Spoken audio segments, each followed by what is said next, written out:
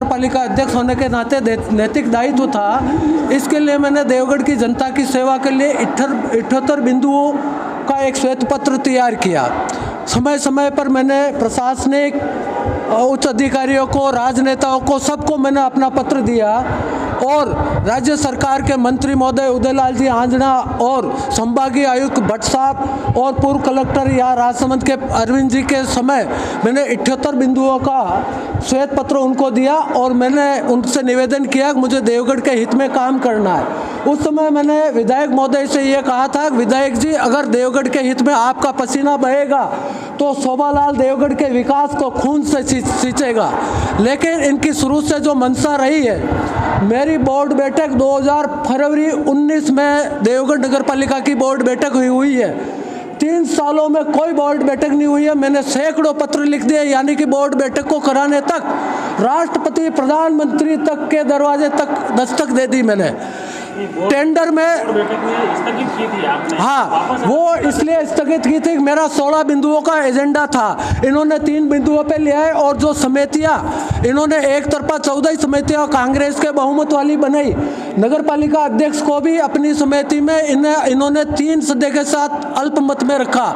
यानी कि इनका एक ही मंशा थी कि ये अध्यक्ष स्वतंत्र रूप से काम नहीं कर पाए।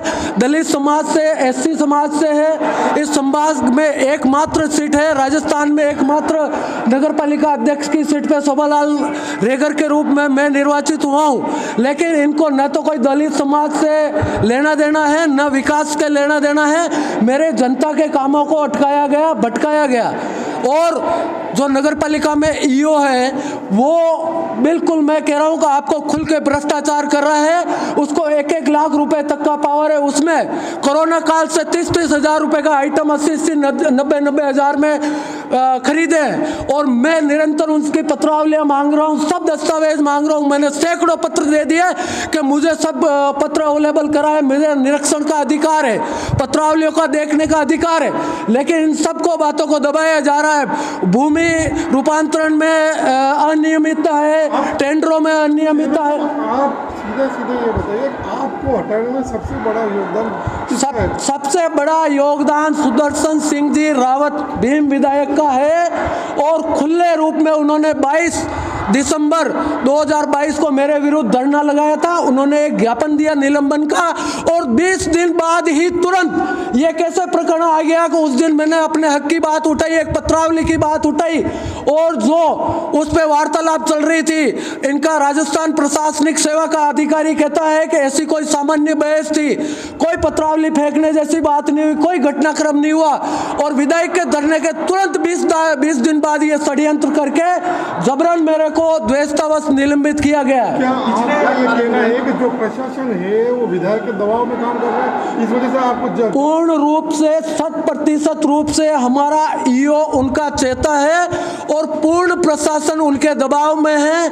और जो सफाई कर्मचारी सारे बैठे, उनको दबाव दिया गया, आपका तबादला कर दिया जाएगा, आपके साथ ये हो जाएगा, उनको धमकियां दे के बिठाया है। और अब आप क्या स्टेप ले रहे हो? मैं स्टेप के तहत, मुझे कानून पे, न्यायालय पे पूर्ण भरोसा है। मैंने न्यायालय का दरवाजा खटखटाया है और मैंने रीट पिटीशन दायर किया है। एक रीट पिटीशन पूर्व में चल रही है। जो समितियों का विवाद था उस पर हाईकोर्ट ने स्टे दिया और मुझे न्यायमूर्ति पे पूर्ण विश्वास है कि बहुत जल्दी दूध का दूध, पानी का पानी होगा और सत्यता के साथ न्याय होगा और मेरी बहाली होगी। शोभालाल जी, क्या ये आपकी पार्टी में और आपके संगठन में फूट डालने की कोशिश करके बीजेपी ने तो जीन कर, ये सुदर्शन की राजनीतिक चाल है जिससे पार्टी में और बिखराव आवे।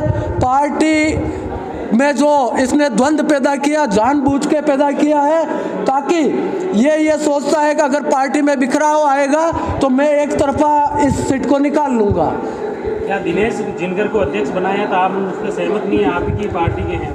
नहीं, पार्टी जो बोर्ड है वो भारतीय जनता पार्टी का बोर्ड है। उस नाते सरकार ने उनका मनोनयन किया है और पार्टी ने जो दिशा निर्देश दिया है, पार्टी के अनुसार रहकर हम उसका पालन करेंगे। आपके धरने में ये दिनेश जी जिनकर भी शामिल नहीं हुए थे? हाँ, नहीं हुए। वो उनको कई बार कहा गया आप आओ, वो शुरू से ही खींचे हुए रहते हैं। उनका पता नहीं क्यों पार्टी के साथ जुड़ाव अब तक नहीं बन पाया।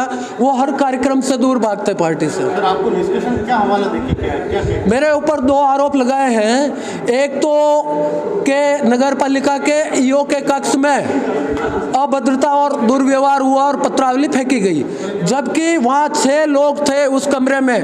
उसमें से 4 ये कह रहे हैं कि ऐसा कोई घटनाक्रम नहीं हुआ। राजस्थान प्रशासनिक सेवा के अधिकारी कह रहे हैं ऐसा कोई घटनाक्रम नहीं हुआ। उन्होंने लिखित में बयान दिया अपना। फिर भी हम 4 को दरकिनार करते हुए जो उस कक्ष में नहीं थे कर्मचारी, उनके बयान को इंद्राज करते हुए इस घटनाक्रम को षड्यंत्र पूर्वक पिरोया कि ये घटनाक्रम हुए, यानी कि झूठे तथ्य आरोपित किए गए। और जो सफाई कर्मचारी जिन्होंने हड़ताल की, वो भी आरोप मेरे पर लगाए कि मेरे कारण ये सफाई व्यवस्था बिगड़ी है।